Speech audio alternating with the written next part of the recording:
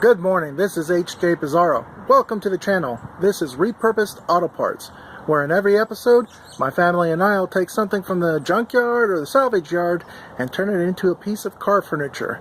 And hopefully we'll inspire you along the way. So stay tuned, enjoy the ride.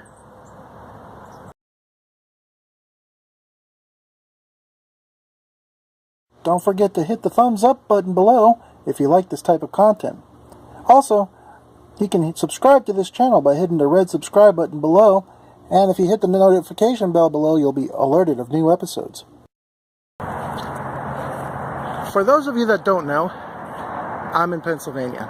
Pennsylvania is one of those states that has a significant winter weather season. You're going to see snow.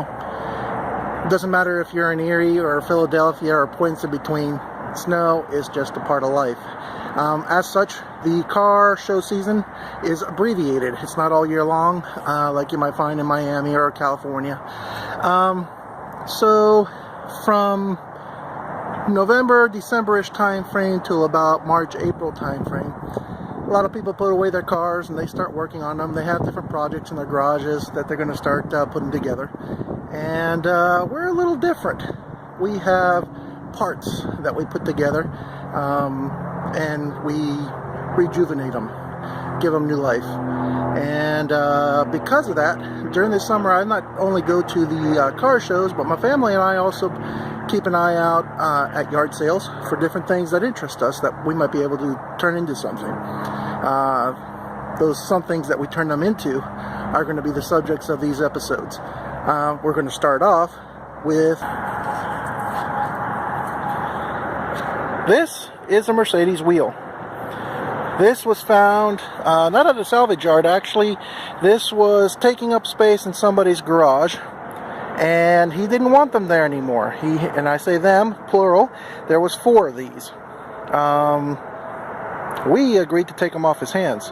We got 4 Mercedes wheels for $100. For those of you that don't know, Mercedes wheels in used condition, if you look on Facebook Marketplace or eBay, it's going to be rare to find one for less than $200. But we got 4 for $100. So let's go ahead and get down to the nitty-gritty and find out what we need to do in order to get this table together. Hope you're excited. Here we go. In the picture that you see here, we laid out everything that we had and thought that we might need for the project, but it was overkill. So let me call out a few things that we did need. We decided to start with the 2 tires that had, or the 2 wheels that had 2 tires on them. We thought that would work out great for our application because the tires would give a good friction for the top so that the top to the table wouldn't slide around, and also the tires were in good shape. They didn't have any steel belts sticking out of them, although they are used tires, but they'll work well. So we have the 2 tires, the 2 wheels. In the center of the picture you'll see what looks like rods, and those are actually what's called all thread. These are rods that have thread all the way from the top to the bottom. We'll need 5 of those because there's 5 lugs in the wheel, or 5 lug holes in the wheel. And in the center also there's little red and white baggies. Those baggies contained acorn nuts, washers, and wing nuts. You will need 5 of each. In this next picture, what you see is on the floor the pedestal feet for the legs of the base that'll be on the bottom of the tires, and then on the right you'll see the plates, the mounting plates for those legs. Those are in the blister packs. And of course the piece of wood there is a scrap piece of wood. That is going to be the actual base. It is a 1/2 inch thick, and we'll eventually make that into a round piece to fit on the bottom so that the tires can sit flat on something. The next few slides are just images that I captured from the Lowe's hardware store online website. I do not have any relationship with Lowe's. They don't sponsor me, and I do not have any affiliate links with them. They just happen to be the local hardware store that had the parts that I needed.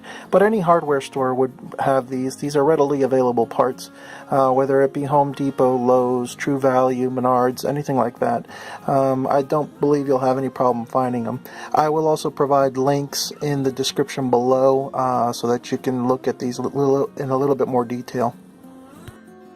Okay, we've got the parts list covered. Now let's get on to the juicy details of putting this together. And of course we'll start off with the wheels. You'll see in this image, this is my daughter starting to get after it. She really wanted to be involved with this project. And she's doing quite a bit of cleaning and lots of cleaning. Of course we do want to caution you with any chemicals that you'll be using. Some of them will be harsher than others and will require gloves. And I do encourage you also to wear protective eyewear. Here's a good shot of the before and after. Let's go ahead and work on the base of the table. And what we're going to do is go ahead and cut it out nice and round. It'll be the same diameter as your wheel. After you've cut it down, make sure to soften all the edges, sand all the edges. Here's a picture of us using the sander that we had available to us. And you just want to make sure that it's not going to catch on a person's skin or pant leg or cause anybody any harm. And then once that's done, go ahead and paint it black. We chose flat black. And we also painted not just the base, but also the feet of the table. And after we let it dry, we laid the tire and wheel on top of this base, the round base, and we stuck the awl thread through the lug nut holes. And we marked where the end of the awl thread was making contact with the board of wood.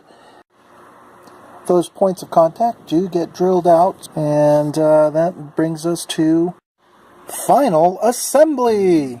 Yeah, I hope you all are excited. This is where it all comes together. Okay, first thing you're going to do is take your awl thread. On one end you're going to put the washer and then the acorn nut on top of that, and then drop it through the lug nut holes. And on the other end, where it goes through the holes you drill, you will put your wing nuts. Once you've tightened those wing nuts, go ahead and turn the entire assembly upside down, and you'll see what my daughter is looking at right now in this picture. You'll see the 5 holes in the center there for the awl thread with the wing nuts, and then you can go ahead and do as she is doing. Go ahead and screw down your plates for your feet, and then screw your feet in.